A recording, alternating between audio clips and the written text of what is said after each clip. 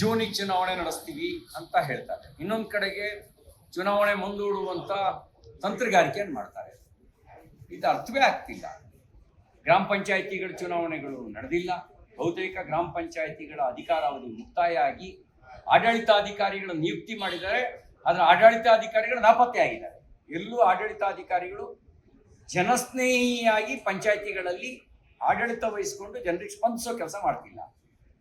ಜಿಲ್ಲಾ ಪಂಚಾಯತ್, ತಾಲೂಕ್ ಪಂಚಾಯತಿ ಚುನಾವಣೆ ಆಗದೆ 4 ವರ್ಷ ಕಳೀತಾ ಬಂತು. ಇನ್ನೊಂದು ವರ್ಷ ಕಳೆದ್ರೆ 5 ವರ್ಷ ಪೂರ್ಣ ಆಗ್ಬಿಡುತ್ತೆ. ಆಗಲಿಲ್ಲ. ಇನ್ನು ಈ ಕಾರ್ಪೊರೇಷನ್ ಚುನಾವಣೆಯೂ ಇದೇ ಕತೆ. ಆದರೆ ಈ ಬಾಳಿಗೆ ಸ್ಥಳೀಯ ಸಂಸ್ಥೆಗಳಿಗೆ ಅಧಿಕಾರ ಅನ್ನುವಂಥ ವಿಕೇಂದ್ರೀಕರಣದ ಘೋಷಣೆ ಯಾಕೆ? ನಿಮಗೆ ಬೇಕಾದಾಗ ಚುನಾವಣೆ ಮಾಡಿ, ಅದಕ್ಕೊಂದು ನಿಯಮ ನೀತಿ ಇವೆಲ್ಲ ಯಾಕಿರಬೇಕು? ಹಾಗಾಗಿ ಚುನಾವಣೆ ಮುಂದೂಡೋದಕ್ಕೊಂದು ಸಬೂಬು ಹುಡುಕ್ಬೇಡಿ, ಚುನಾವಣೆ ಮಾಡೋದಕ್ಕೊಂದು ಇಚ್ಛಾಶಕ್ತಿಯನ್ನು ಪ್ರದರ್ಶನ ಮಾಡಿ.